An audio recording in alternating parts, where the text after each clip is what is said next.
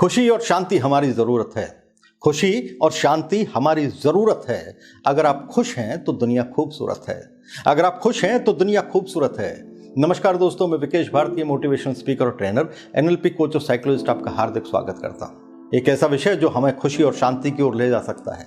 एक सीढ़ी और चढ़ते हैं आज। एक विषय को समझने का प्रयास करते हैं जिससे खुशी, शांति और सफलता जीवन में प्राप्त हो सकती है। दोस्तों, सत्य बहुत शक्ति देता है, बहुत साहस देता है, लेकिन सत्य क्या है इस बात को जानने और समझने में कई लोग भ्रम का शिकार हो जाते हैं और वे ठीक ठीक पहचान नहीं पाते कि वे हैं क्या। इसे सरल तरीके से आप समझ पाए तो मैं एक उदाहरण देता हूं जो आपको इस पूरे विषय को स्पष्ट करने में बड़ी भूमिका निभाएगा, आपकी मदद करेगा। मानकर चलिए, फर्ज कीजिए कि आप एक मोटरसाइकिल पर जा रहे हैं। जब आप एक मोटरसाइकिल पर जा रहे हैं तो आप एक साइकिल वाले के बगल से गुजरते हैं और जैसे ही आप इस साइकिल वाले के बगल से गुजरते हैं तो आपके मन में अनायास ये ख्याल आता है कि आप अमीर हैं। आप खुश होते हैं कि आप अमीर हैं, लेकिन आपका एक ख्याल, आपकी खुशी थोड़ी देर में तब गायब होने लगती है जब आप ये पाते हैं कि आपके बगल से एक गाड़ी वाला गुजर गया है। ये गाड़ी वाला जब आपके बगल से गुजरता है तो आपके मन में अचानक से ख्याल उठता है और आपको एहसास होता है कि आप गरीब हैं। अभी थोड़ी देर पहले आप अपने बारे में कह रहे थे कि आप अमीर हैं और अभी थोड़ी देर बाद आप अपने बारे में सोच रहे हैं कि आप गरीब हैं। अब पूछना मैं चाहता हूं कि सत्य क्या है, आप अमीर हैं या गरीब हैं? ये दोनों बातें एक ही व्यक्ति के बारे में है और इस एक व्यक्ति को क्या फैसला करना चाहिए, किस सत्य को स्वीकार करना चाहिए, इन दोनों बातों में से किस बात को अपना लेना चाहिए।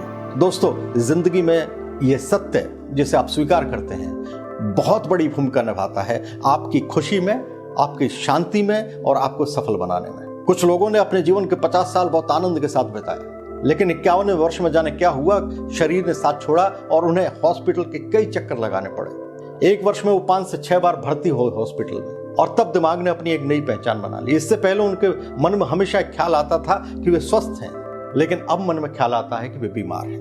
कौन सी बात सच है? एक ही व्यक्ति के बारे में दो बातें हैं। यह व्यक्ति पहले सोचता था कि वह स्वस्थ है और अब सोचता है कि वह बीमार है। किस बात को तरजीह देनी चाहिए, किस बात को स्वीकार करना चाहिए, यह प्रश्न फिर खड़ा हो जाता है। एक युवक पढ़ने में बहुत इंटेलिजेंट है। उसने अपने जीवन की विभिन्न परीक्षाओं को बहुत अच्छे अंकों से पास किया है। अपने बारे में वो हमेशा सोचता रहा है कि वह सफल है, लेकिन जब प्रतियोगिता परीक्षाओं की बात आई तो 5-6 परीक्षाएं उसने दी और उन 5-6 प्रतियोगिताओं में उसका सिलेक्शन नहीं हुआ तो उसके मन में ख्याल आने लगा कि वह असफल है। अभी तक वह सोचता था कि वह सफल है, लेकिन अब वह सोचने लगा है कि असफल है। मैं पूछना यह चाहता हूं कि आप किस सत्य को स्वीकार करेंगे? आपको किस सत्य को स्वीकार करना चाहिए? और एक मनोवैज्ञानिक होने के नाते, एक साइकोलॉजिस्ट होने के नाते मैं अगर आपकी मदद करूंगा तो मैं आपको बताना यह चाहूंगा, इन 2 पंक्तियों को याद करिएगा, 2 पंक्तियों को लिख कर रखिएगा, दिमाग पर छपने दीजिएगा कि सत्य वही जो शक्ति दे, सत्य वही जो शक्ति दे, ज्ञान वही जो मुक्ति दे। वह सत्य सत्य नहीं हो सकता जो आपको असहाय बनाता है, जो आपको कमजोर बनाता है, जो आपको दुर्बल बनाता है। सत्य वही है जो आपको ताकतवर बनाता है, जो आगे बढ़ने की शक्ति देता है, जो आपको विभिन्न परिस्थितियों से लड़ने की हिम्मत और प्रेरणा आपके मन में जागृत करता है। वही सत्य है। इसलिए जब आपके बगल से गाड़ी वाला गुजरा और आपके मन में जब एक ख्याल आया कि मैं गरीब हूं, तो आपको इसे स्वीकार नहीं करना चाहिए, बल्कि आपको अपने दिमाग में एक पहचान बनानी चाहिए कि मैं अमीर हूं।